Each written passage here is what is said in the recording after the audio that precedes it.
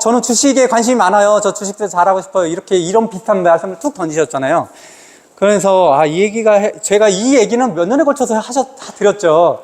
왜 S&P인가? 그럼 왜 S&P인가를 얘기할 때 다른 분들은 그렇게 생각하는 것 같아요. S&P가 제일 쉽잖아, 투자가. 쉽다라고 생각하는데 저는 그래서 S&P가 아니거든요.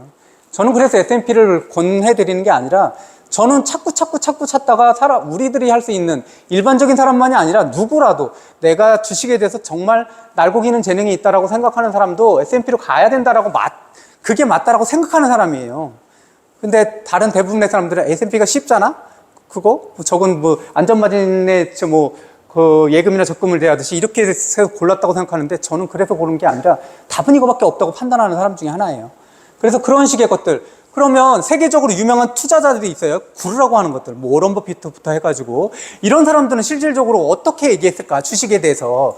그런 사람들은 어떻게 얘기했고, 그 사람들이 얘기한 그런 문장이라든지 그 지혜의 문장들을 통해서 우리는 그러면 어떤 포지션으로 주식을 대할 것인가에 대해서 생각을 해봐야 된다는 거예요. 그래서 그 자료들을 좀 준비했습니다. 그러면 어떤 내용들이 있는지 한번 알아보겠습니다. 그래서 이런 거 있죠. 제가 예전에 투자했던 주식에 대해 저도 왜 개별 종목을 안 했겠어요. 했죠. 그리고 되게 힘들었을 때도 있고, 진짜 몇 달 동안은 거의 잠을 못 자고 되게 걱정도 많이 했는데, 그러면서 그 이후에 내가 뭐가 잘못된 건지라는 생각을 해봤던 거죠. 그래서 이것들을 좀 극복해야 되는 방법들은 그렇다고 제가 주식 학원을 다닐 수 있는 것도 아니고, 접근 가능한 방법은 그 책을 한번 읽어보자 그래서 거기에 관계된 모든 책들을 다 읽었다 그랬죠. 진짜 모든 책들을 거의 다 읽었어요. 이거 지금 제가 가지고 있는 책이에요. 이건 빌린 책이 아니라 제가 꽂혀 언제든지 뽑았을 수 있는 책들을 그래서 어제 다 끝냈어요. 그래서 이게 여기에 있는 책들이 대부분 한 90권 정도 되는데 여기서는 뭐가 빠졌냐면 일반적으로 투자에 대한 내용은 거의 뺐고요. 그리고 부동산은 제가 더 많아요, 책이. 그 책들 거의 다 뺐고요. 여기서는 거의 주식에 관계된 것들, 그 주식에 직접적으로 관계된 것들, 그 옆에 있는 것들에 대한 책들만 놓은 것들이. 여기에서 일반적으로 주식책 하면 뭐가 제일 유명해? 라고 하는 것들은 하나도 빠짐없이 다 있어요. 그리고 주식책 하면 뭐가 제일 어려워? 라고 하면 이게 증권부동산이라는 책이 되게 어렵다고, 전문가들도 어렵다고 하는 책들이 여기에 있는 것들이고. 다 읽어봤는데, 그리고 나서 얘기를 하는 거예요. 그리고 나서 제가 진짜, S&P 500이 간단하기 때문에 하라는 것들이 아니라, 그게 무위험 수익률에 접근을 하는 게 아니라, 이것들을 다 읽으면서 기법 중간에는 그랬어요. 기법이 있네? 그러면서 여러 가지 기법이 있네. 그리고 해보기도 하고 돌아서 보니까 아니구나라는 걸 계속 끊임없이 알게 되는 거예요. 이게 아니구나. 결국은 이걸 거의 다 읽을 때가 아니고 적어도 한 중간 정도 읽어가니까 답이 원래 없는 것을 가지고 내가 답을 찾으려고 했네 라는 느낌들을 알았고, 지금은 그게 맞는 것 같아요. 그 이야기들을, 이 책은 제 자랑이 아니라 제 얘기가 조금 신뢰로워야 되잖아요. 그래서 아주 신뢰성을 좀 드리려고 그냥 지나가는 그런 얘기들로 하는 그런 푸념이나 아니면 쉬운 상품으로 접근하기 위해서 S&P가 권하는 것이 아니라는 것들에 대한 신뢰성을 얻으려고 제가 어제 그냥 다 꺼내놓고, 그래서 좀 전에 얘기한 것처럼 우리가 딱 들으면 아는 그 주식의 대가들, 지금 돌아가신 분이나 살아가신 분 통틀어서 그러면 투자자로 최고는 누구야? 그럼 거의 워런 버핏이라고 얘기하면 다 동의하잖아요. 거의 다. 안 동의하는 사람들도 있죠, 당연히. 그러니까 이분의 그 수익률은 실질적으로 한 20%가 조금 넘어요. 연평균 수익률이. 그 정도의 워런 버핏이라고 하더라도 연평균 수익률이죠. 그리고 이분은 세계적으로 늘 10위 안에 드는 최고의 부자에 들어가는 분이에요. 지금 연세는 94살 정도 됩니다. 미국 나이예요. 우리나라 나이를 보면은 95나 96이에요. 버크셔 해서웨이라는 회사의 회장이었는데, 이제 앞으로는 이제 회장직에서 그걸 물려주고 이제 차기 넘기겠다라고 발표했어요. 예전만 못하다. 몸도 거동도 그렇고 대처하는 능력들이 좀 떨어진다. 이렇게 얘기를 했어요. 이분이 얘기했던 거 굉장히 많은 얘기들을 했지만 어떤 것들이 있냐면, 지금 제가 왜 S&P냐, 왜 지수를 추종하는 인덱스 펀드 이런 것들을 얘기하느냐라고 한다면, 이분이 얘기한 것들 중에 이런 것들, 시장 평균 수익률을 초과하는 거. 시장 평균 수익률이에요. 시장의 가치고 평균이라고 보면 어떤 것들을 얘기하냐면, 우리나라 한국 주식 시장의 평균은 뭐예요? 코스피잖아요. 그죠? 코스피가 1년에 얼마나 성장했어? 이것들 한 50년간을 평균 내면 그게 우리나라 시장의 평균 수익률이에요. 그럼 미국은 전체 500개 기업에 대한 수익, 대기업, 큰 회사 중심으로 해서 했을 때 그 500개 기업의 평균 수익률들을 이렇게 그 100년 이상씩 이렇게 데이터가 나와 있는 것들이 있단 말이에요. 우리는 50년, 미국은 한 100년 가까이. 그런 것들을 한번 이따 볼 거예요. 근데 시장 평균 수익률 초과 달성은 어렵다. 여기서 했을 때 일반 평균 사람들만 얘기할까요? 아니. 우리가 알고 있는 난다긴다라는 펀드 매니저 다 포함이에요. 애널리스트 다 포함이에요. 펀드 매니저는 투자하는 사람이잖아요. 애널리스트는 중개하는 사람이에요. 여러분, 우리가 헷갈리는 게 뭐냐면 애널리스트가 주식을 잘한다고 생각해요. 이게 어떻게 생각하냐면 되냐면 야구를 해설하는 사람, 야구 또는 축구를 해설하는 사람이 축구를 잘하는 게 아니잖아요. 해설을 잘하는 거잖아요. 그러니까 펀드 매니저는 축구 선수라고 보면 되고, 그리고 애널리스트들은 축구 해설가라고 생각하시면 되는 거예요. 그렇다고 해서 축구 선수들 중에, 축구를 해설하는 사람들 중에는 예전에 선수인 경우도 있잖아요. 근데 애널리스트 같은 경우에는 뭐 실제로는 뭐 해설만 하는 거라고 생각하면 되게 맞겠죠. 그래서 우리가 그 부분들은 좀 다르게 생각해야 된다. 그럼 펀드 매니저들은 투자를 엄청 잘할까? 라는 부분들도 실제로 우리가 알고 있는 거하고는 너무나 다른 부분들이 되게 애널리스트는 더더욱 그렇고 펀드 매니저는 그 많은 사람들의 돈을 운영하는데 다 귀신같이 잘 다루고 있을 거야. 그럼 환상에서 벗어나셔야 된다라는 거예요.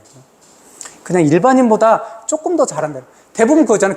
우리나라에서 경제적으로 전망하고 미시경제 또는 대부분 거시적인 경제 전망하고 대단히 전망 잘하는 사람들이 뭐라고 얘기하는지 알아요? 앞으로 이렇게 될 것이다 라고 하면서 뭐라고 얘기하냐면 내가 이렇게 앞으로 전망들을 얘기하면 나의 확률은 보통 여태까지 평균적으로 50%다 라고 얘기해요. 50%는 뭐예요? 내가 동전 던지고 내가 얘기해도 맞출 수 있다는. 그러면서 뭐라고 얘기하냐면 50% 날고 긴다라는 경제학자들이 50%안 되는 경우 수두룩빽빽이잖아요. 이렇게 얘기해요. 본인도 알아요. 50%를 넘어가기가 쉽지 않다라는 거예요. 그럼 우리는 적어도 펀드 매니저가 투자하면 그 사람들은 뭐 20%, 30% 이런 수익률을 낼 거라는 생각을 아까도 얘기했잖아요. 전설적인 투자자인 워런 버핏 투자자도 평균 수익률 20%좀 넘는다니까요. 그 환상을 좀 버리셔야 됩니다. 그리고 또 하나 뭐였냐면, 왜 어렵냐면, 감정적으로 사람들이 그렇게 치닫아요. 아니면 무슨 기법 배우면 그대로 하면 되든. 그렇게 돼요? 내가 기법대로 그대로 한다고 하는 것도 어렵지만, 그런 기법도 없어요. 사실, 그런 기법도 없지만, 그 배운 기법대로 그대로 한다고 했을 때, 이 시장이 갑자기 올라가는, 갑자기 뛰면은 그런 경우 되게 많잖아요.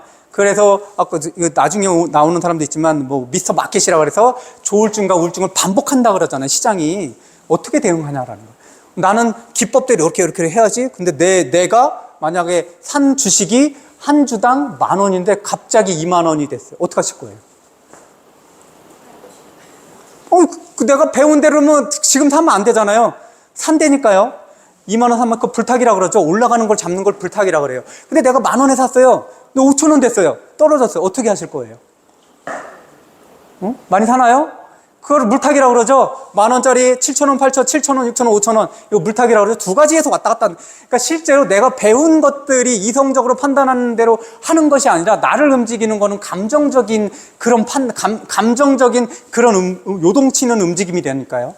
그런 것들을 얘기하는 감정적 결정은 진짜 어렵다. 그리고 또 하나 어려운 거는 타이밍을 잡을 수 없다. 타이밍이 뭐예요? 올라갈까? 지금? 떨어질까? 그것을 안다면 세계의 모든 부를 가지고 오는데 한 달이 안 걸려요.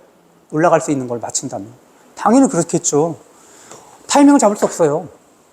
그리고 저비용 인덱스 펀드, 이거는 얼마 전에, 꽤 오래됐어요. 그럼, 날고 긴다는 펀드 매니저들, 펀드 회사들, 자산운용사들 다 붙어와. 너네들이 해가지고 1년 동안 어느 정도 수익률인지 붙어. 나랑 내기해. 라고 해서 공식적으로 했어요. 미국에서 날고 긴다라는 펀드 매니저. 그래서, 거기서 내가 해볼게 했는데 90% 다 쳤어요. 이 사람이 얘기했던 건 뭐냐면, 워런 버핏.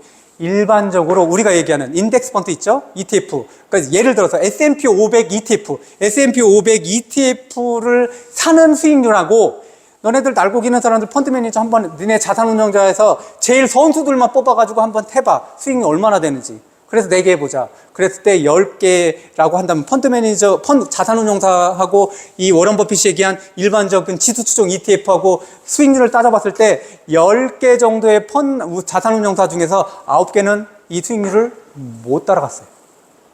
넘어봐야 하나 정도밖에 안 돼요. 그럼 우리가 뭔가 잘못 생각하고 있는 거 아니에요?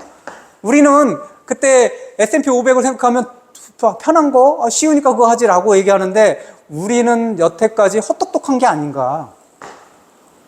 그럼 그러면 나는 그래도 거기서 워런 버핏이 얘기했던 그 한 명 정도는 있겠죠. 그죠? 10명에 1명, 100명에 10명 정도 이상의 수익을 내실 수 있어요? 내가 연구하면?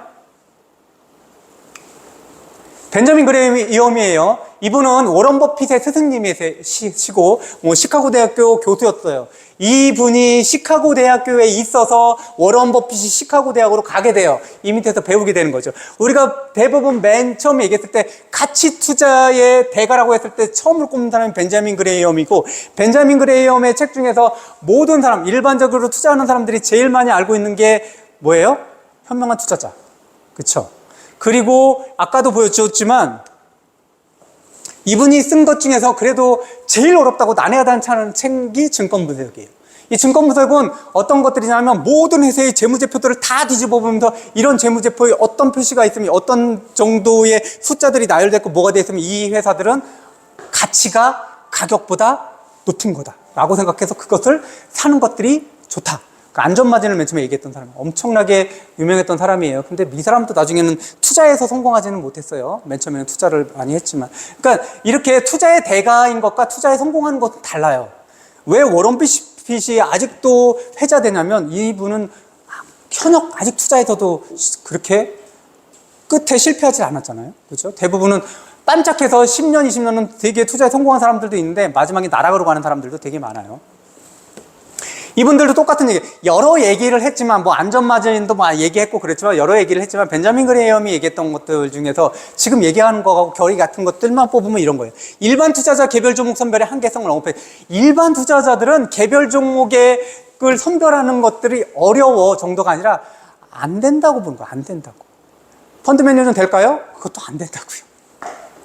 시장 전체 소유하는 인덱스 펀드, 그러니까 시장 전체, 그러니까 인덱스라는 것들은 그죠. 500이면은 미국 기업에서 상장된 기업에서 큰 회사 중심으로 500개 정도인 거죠. 거기서 지수를 추종하는 거예요. 그 전체를 산다라는 거예요. 제일 큰 거는 제일 큰 지분에 맞게끔 더 사는 거고, 평균회가 똑같이 동일하게 사는 게 아니고 1위인 회사는 더 산다라는 거죠. 500개인 회사는 조금 더 덜 사는 거예요. 시장 전체를 소유하는 인덱스 펀드를 권장했고, 또는 저비용 인덱스 펀드. 왜냐하면 저비용 인덱스 펀드라는 건 뭐냐면 펀드 매니저들도 사실 보면 수십 종목 사잖아요. 막 사잖아요. 그러면 그것도 인덱스 펀드하고 비슷하지 않아? 라고 얘기하는데 펀드는 비싸요. 뭐예요? 펀드 매니저의 수수료가 비싸다니까요. 이거는 우리가 수익을 내든 안 내든 간에 실질적으로 1%, 2%, 3% 이렇게 되는 경우가 있단 말이에요. 0.5%. 근데 저비용 인덱스 펀드라는 거는 실제 주식을 샀을 때 수수료 요 정도밖에 안 된단 말이에요. 수수료가 계속 누적돼가지고 내가 사고 팔고를 하면 되게 크게 작용한다라는 거예요. 펀드 매니저의 수수료는 엄청나게 많이 비싸요. 그래서 잘 나가는 펀드 매니저는 월급이, 그래서 연봉이 되게 높은 거잖아요. 지금 어머님들 중에 몇 분은 몇 년간 제가 그 얘기를 했잖아요. 그것에 대한 히스토리를 다 말씀드렸잖아요. 그래서 S&P가 이게 뭔가 안전한 게 아니라 그게 최선이구나라는 것들에 동의하시는 분들이 있겠지만, 실제로 제가 S&P 500 사세요 그러면 그것들을 그 무게로 못 받아들인다니까요. 누군가에게 제가 똑같은 얘기를 해도 누군가는 받아들이고 누군가는 못 받아들여요. 그리고 자기가 또 자기만의 개별 종목을 또 하고 있다니까요. 앞으로 이것들을 몇 년 하게 되면 난 돈을 많이 벌을 것이다. 그럼 장기적으로 투자하면 무조건 나는 이득일 거라고 생각을 한다라는 거예요. 아무리 얘기해도 안 된다니까요. 그거는 와이프든 아니면 가장 가까운 누구라도 안 돼요. 왜냐하면 그 사람하고 그 과정들을 같이 공유하지 않으면, 그 깊이가 되지 않으면 얘기해도 소용없더라. 그래서 제가 아까 프로젝트를 얘기하면서 자꾸 그 얘기를 하는 게, 그렇게 해서 그 과정들을 같이 얘기하고 같이 공유하지 않으면 안 움직여요. 그거 아시죠? 책도 똑같잖아요. 그 존 보글이라는 사람이 있어요. 이 사람이 아까 저비용 인덱스 펀드를 처음으로 만든 사람이 존 보글이라는 사람이에요. 돌아가셨어요. 이 사람이 여러 책들을 냈지만 그 중에 하나가 모든 주식을 소유하라, 이런 책이에요. 이렇게 작은 책인데 여기가 대부분 이 사람은 대부분 보면은 안정적으로 포트폴리오를 짜라 그러면 주식 얼마, 채권 얼마 이렇게 포트폴리오를 짜주잖아요. 근데 이 사람 같은 경우는 그럴 무슨 채권이 필요하냐, 그냥 안전한 인덱스 펀드, 지수 추종형 인덱스 펀드를 그냥 사는 것들이 훨씬 더 안정적이다라고까지 얘기하는 사람이에요. 500종목을 그대로 사는 게. 시장에서 반울을 찾으려 애쓰지 말고 그냥 건초도미 전체를 그냥 사. 거기 반울이 있잖아. 라고 얘기하시는 분이에요. 그리고 시장 평균을 이기려는 시도는 패자의 게임이란 안 된다라는 거예요. 안 되는데 왜 자꾸 그걸 하느냐라는 거예요. 제가 지난 시간에 박경철 씨 얘기했던 거, 시골에서 얘기했던 거 말씀드렸죠. 그분이 그렇게 해서 책을 다 써놓고, 책을 그냥 2개 합쳐서 1000쪽 이상 가까이 써놓고, 그리고 자기가 얘기했던 그 차트 분석에 대해서 볼린저 밴드라든지 이런 거 64강을 다 해놓고 마지막에 했던 말들이, 이것을 공부하더라도, 아무리 공부하더라도 여러분의 주식 실력은 하나도 늘지 않을 것이다. 변하지 않아요. 그거는 앞으로 주식시장에서 아무리 AI가 등장하고 아무리 무엇이 등장하더라도 시장에서 수익을 올릴 수 있는 확률은 없어요. 자꾸 거기에 빠지지 말라라는, 그 상식적으로 생각해요. 시장에서 수익률을 계속 끊임없이 올리는 누군가가 있다고 쳐요. AI를 통해서. 그럼 그 시장이 있겠어요? 그렇잖아요. 그 시장이 존재하지 않죠. 누군가가 한 사람이 내가 그 수익을 100% 내요. 그럼 그 시장이 존재할까요? 그런 시장은 없어요. 그럼 누군가가 손해본다는 거잖아요. 누군가가 끊임없이 손해보고, 그리고 누군가는 끊임없이 계속 이익을 봐요. 그럼 끊임없이 계속 이익을 보는 그 방법은 전파가 되지 않을까요? 그리고 누군가가 계속 손해보는 그 장은 어떻게 살아남느냐라는 거죠. 그런 장은 없다라는 거죠. 그런 부분들을 좀 생각을 해보셔야 돼요. 평범한 투자자가 개별 종목을 골라 시장을 꾸준히 이기는 것은 전문가도 어렵고, 이거는 진짜 투자의 신적인 존재들이 얘기를 하는 거예요. 우리 같이 그냥 여기서 나오는 우리 주식시장 또는 애널리스트나 펀드 매니저, 우리나라의 그 유명하다는 눈 땡땡땡이 얘기하는 게 아니라 세계적으로 진짜 유명하다는 사람이에요. 이 사람들 얘기하면 다 알고 있을 정도. 우리나라만이 아니라 전 세계적으로. 맞아요. 피터 린치도 되게 유명한 펀드 매니저, 이 사람 펀드 매니저. 근데 실제로 오랫동안 하진 않았어요. 이 펀드 매니저. 그러니까 되게 유명했던 것들이 월가의 영웅. 우리나라 제목이 월가의 영웅이에요. 월가의 영웅. 이 사람이 얘기했던 건 여러 가지 것들이 있죠. 뭐 10배가 10배 오를 종목을 어떻게 찾지? 뭐 이런 것들. 그 중에서 하나는, 야, 우리가 사고 있는, 관심 가지고 있는, 우리 따위 관심 가지고 있는 캔디라든지 인형이라든지 가족이 관심 가지고 있는 음식이라든지 옷이라든지 이런 걸 자세히 봐봐. 그럼 사람들이 뭘 좋아하는지 알 거야. 그런 데서 고를 수 있어. 10배가라는 거는 내가 사서 10배가 오르는 그런 종목. 근데 그런 것만을 얘기한 게 아니라 실제로 이거예요. 평범한 투자자가 여러 종목을 직접 고르기보다 전문가가 운영하는 그냥 주식이 아니라 인덱스 펀드, 그 아까도 얘기한 지수 추정용 ETF를 사라는 거예요. 투자하는 것이 더 나은 선택인가라는 것을 이런 사람도 계속해서 끊임없이 얘기한다니까요. 그리고 모든 사람이 기업 분석에서 시간을 쏟을 수 없기에 장기적으로 분산된 펀드에 투자하는 것이 현명한데, 여기에는 이 일반인만이 아니라 전문적인 사람도 똑같다라는 거예요.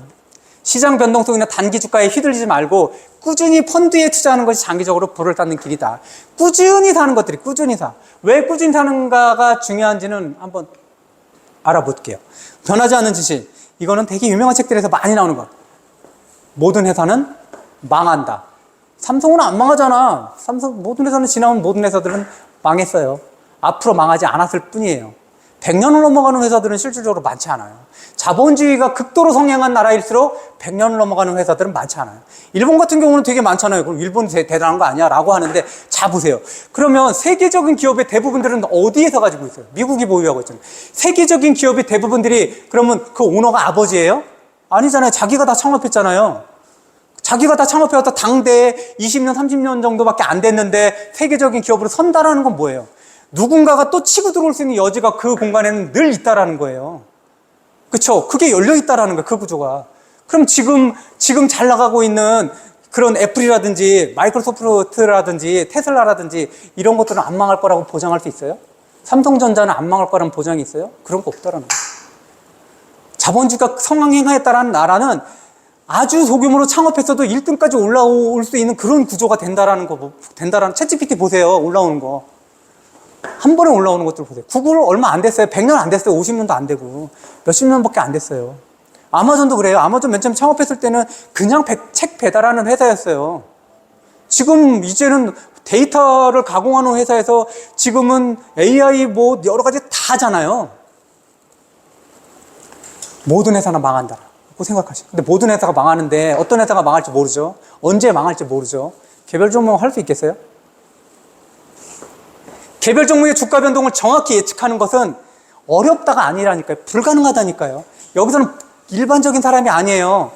모든 사람을 다, 실제로 버크셔스웨이의 회장인 워런 버핏하고 찰리 먼거 부회장이 있잖아요. 찰리 먼거 돌아가셨어요. 이 두 분들이 얘기하는 게 있어요. 우리 회사는 모든 주식이 올라갈까 내려갈까를 전망하거나 분석하지 않는다. 우리가 잘 알고 있는 그 영역에 어떤 거 4-5개만 분석해서 그게 어느 때가 됐을 때 어떤 거냐면 야 얘는 되게 괜찮은 주식이네, 괜찮은 회사다라고 판단이 되면 그 회사를 싸게 사는 게 아니라 적정한 가격을 주고 이따만큼 산다라는 거예요. 그리고 진짜 수익을 내는 대부분들은 장기 보유한다.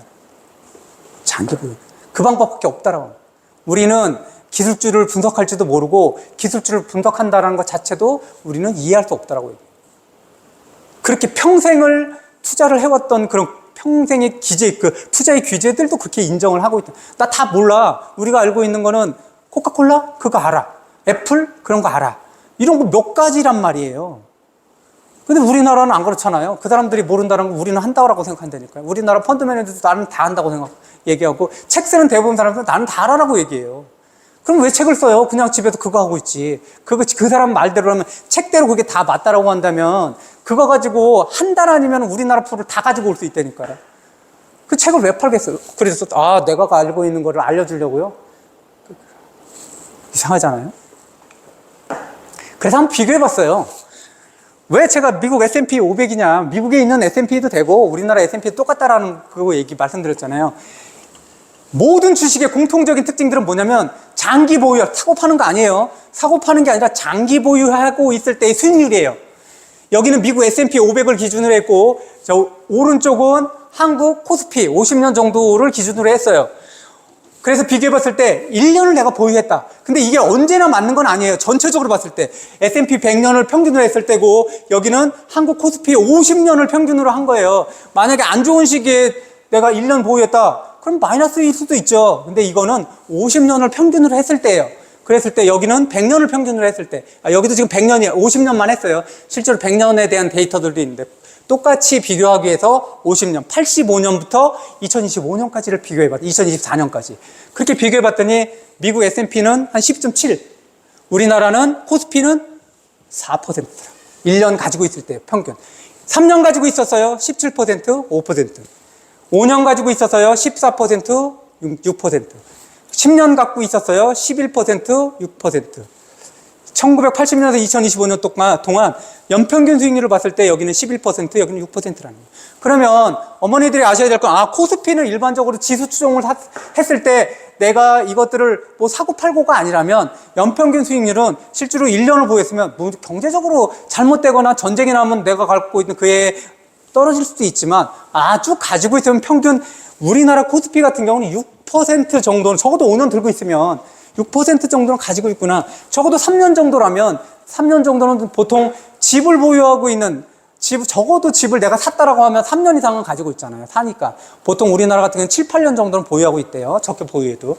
그러면 아파트를 보유하든 주택을 보유하든 보유한 것처럼 했다면 요 정도인데, 우리나라 코스피 수익률이 6% 정도 되는구나. 그럼 우리가 아파트를 소유했을 때 평균적으로 그 주택을 가지고 있을 때의 수익률은 평균적으로 한 5, 6% 되거든요. 그럼 거의 비슷하구나 라는 것을 알 수 있어요. 근데 왜 우리나라 주식은 나쁘고 뭐 미국 주식은 좋다라고 막 얘기하는 경우도 있지만 실제로 이렇게 차이 난다라는 거. 코스피는 보통 5, 6%라고 생각하시면 돼요. 팔면 안 되는 거예요. 팔면 장기적으로 갖고 있을 때 여기 보면 1년, 3년, 5년 이렇게 늘어나잖아요. 그러면 주식이라는 것들의 그 원리들 중에 하나는 뭐냐면 장기적으로 오래 보유하고 있으면 올라가는구나. 안정적으로 손해보지 않겠구나. 우리가 예적금을 통해 가지고 얻는 수익이 끼케야 3, 4%잖아요. 그거 정말 높은 거잖아요. 4%는. 그렇게 하는 것보다 실제로 나는 마음에 나는 5년 정도는 무조건 살 수 있어. 가지고 있을 수 있어 라고 하면 이게 낫다라는, 코스피 지수로 사는 게.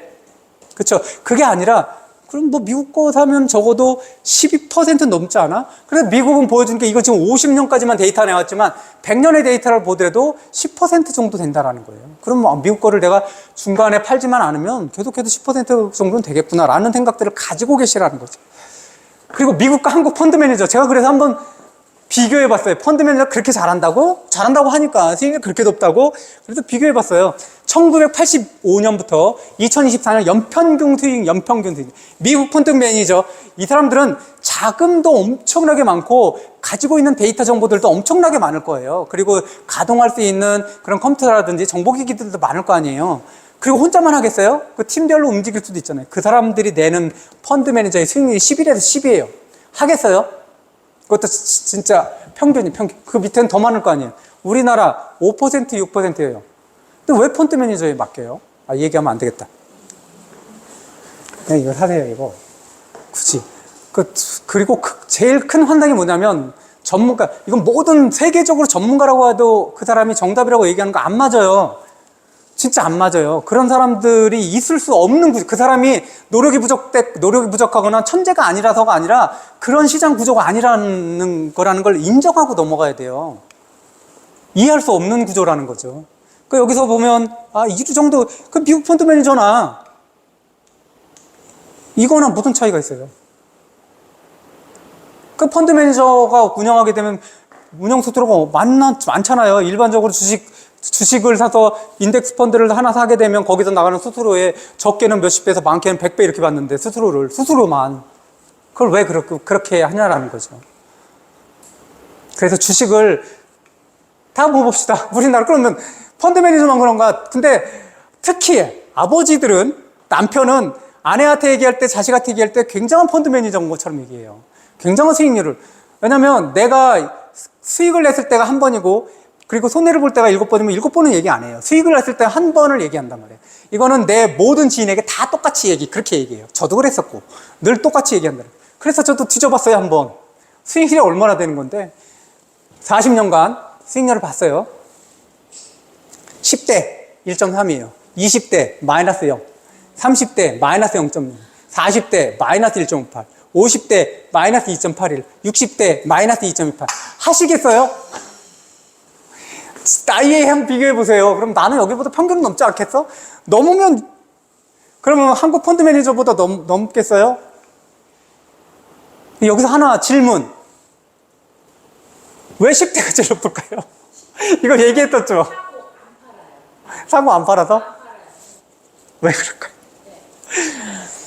10대는 누가 사냐면 부모님이 사는 거예요. 근데 여기도 부모님일 거 아니에요. 30대, 40대, 50대. 근데 여기에 부모님들은 자기 주식을 사는 거예요. 그래서 올라간다는 거 사야지. 그래서 주식을 판단해가지고 산단 말이에요. 근데, 자식 거 살 때는 어떻게 사요? 우량주로 팔지 않아도 괜찮은 걸 산단 말이에요. 우리가 알고 있는 땡땡 주식, 이런 거 사고 거들떠도 안 봐요. 왜? 아이들이 나중에 컸을 때 나중에 팔아주면 되니까. 그래서 장기적인 관점으로 우량주를 선택한단 말이에요. 그래서 그나마 1.3이에요. 예적금을 들어주는 게 낫겠죠. 이거 사요, 이거. 왜 자꾸 저는 그렇게 해서 참, 아무리 얘기해도 안 되더라고요, 이게. 이렇게 해서 이런 거 있죠. 그러면 이렇게 들었어요. 그럼 나는 S&P 500을 사. 그러면 누군가가 너 왜 S&P 500 사는데 야, 이 종목이 좋아라. 그러면 설명을 못 하잖아요. 본인들만 하셔요. 남들 설명하려고 하지 말고. 안 된다니까. 한 번에 설명을 해도 안 되고 설명은 잘 안 돼요. 저도 이거만 몇 번 하는 거예요. 그죠? 그래도 언젠가 또 흔들려요. 남편이 또 와가지고 야 이거 누가 진짜 지인이 삼성전자의 부장이잖아. 걔가 얘기하는데 요런 거 뭐 상장하나 봐. 요거 사둬야 돼. 절대 그런 거 하지 마세요. 그냥 ETF 정도의 결로 가자라는 생각이죠. 왜냐면 ETF는 거기서 걸러주잖아요. 망하는 회사가 아니잖아요. 500개 회사가 다 망하진 않잖아요. 망하면 어떻게 돼요? 빼잖아요. 다르고 그 밑에 또 501등이 들어오는 거잖아요. 그래서 망하는 구조가 아니라니까 500개 회사들은. 망하면 빼버리니까. 우리가 빼는 게 아니라 거기서 지수를 운영하고 있는 그 운영사에서 빼버리니까. 그래서 망하는 구조가 아니더라. 그리고 500개 회사가 만약에 다 망했다 그러면 전 세계 자본주의는 망한 거예요. 그러면 한 3차 대전이 일어난 걸 거예요. 그러면 금이든 뭐든 다 필요 없어요. 그래서 요걸 제가 이 얘기들은 되게 많이 하는데 이거 자꾸 들여다보세요. 1928년부터 2022년 100년간 정도라는 100년간의 뭐예요? S&P 500이에요. S&P 500. 실질적으로 보면 우리 봐봐요. 이게 실제로 보면 이 녹색은 올라간 거고 빨간색은 떨어진 거란 말이에요. 그럼 떨어진 것들이 여기 뭐예요? 되게 2차 세계대전 뭐 이런 것들이잖아요. 대공황 세계대전 뭐 이럴 텐데 이렇게 많이 떨어지면 대부분 보면 이렇게 36% S&P 500도 36% 떨어지잖아. 2008년은 글로벌 금융위기잖아요. 미국발 글로벌 금융위기잖아요. 잘 보세요. 1년 그렇게 떨어졌어요. 그럼 뒤에 보면 36이에요. 25, 14, 2 여기 두 개만 합쳐도 벌써 40이잖아요. 그쵸? 42. 여기 합치면 얼마예요? 그럼 57이잖아요. 쭉 오르잖아요. 이걸 금방 회복하죠. 또 여기 보면 또 어떤 것들이 있냐면 1990년도 여기에 이자가 되면 뭐 버블이 터졌던 그때도 IT 버블 터졌을 때 3.06 떨어졌잖아요. 그럼 그때 다시 바로 회복이 되더라. 13.88 뭐 이렇게 떨어져도 그때는 바로 회복이 되더라. 그러니까 실제로 이렇게 많이 떨어져도 바로 제일 길게 떨어져도 3년. 여기는 뭐예요? 세계대전하고 그 다음에 그 대공황이 이루어졌을 때도 4년이에요. 그럼 어떤 생각을 가졌냐면 S&P 500을 가졌는데 내가 매년 하는데 가격이 뚝뚝뚝 떨어져. 몇 년만 참으면 4년만 쳐보면 100년 데이터를 봤을 때 회복하더라. 그 마음까지 회복하더라. 불안함을 갖지 않아도 된다. 아무리 그래도 세계대전하고 공황이 겹쳤는데 4년인데 일반적으로 코로나 같은 경우도 코로나는 몇 달 안 됐죠. V자 반등한 게. 그거는 좀 예외적인 거지만 이렇게 대부분 크게 떨어진다고 하더라도 금방 다 반등. 1년 정도, 2, 3년 정도 가지고 있으면 여기서도 보면 2000년 정도 그때 뭐가 있었어요? 미국에서 저기가 쌍둥이 빌딩 붙었던 그때가 있었죠. 9%, 10%, 11%, 20% 3년 떨어졌어요. 그러면 어떻게 돼요? 그게 회복이 되잖아요. 길어도 3년이더라. 이런 생각들을 늘 가지고 가지고 계시라는 거죠. 이것들 다 평균했을 때, 연평균 수익률이 한 10%더라. 연평균 수익률이 10% 되는 이상의 것들을 자기가 100% 확신이 드는 그런 자산이라면 그걸 사시고요. 근데 제가 공부해 본 바로는 그게 어렵더라. 있겠죠, 누군가는. 그게 어렵더라. 그 누군가도 전문가라는 그 사람이 있을 거라는 생각을 버리세요.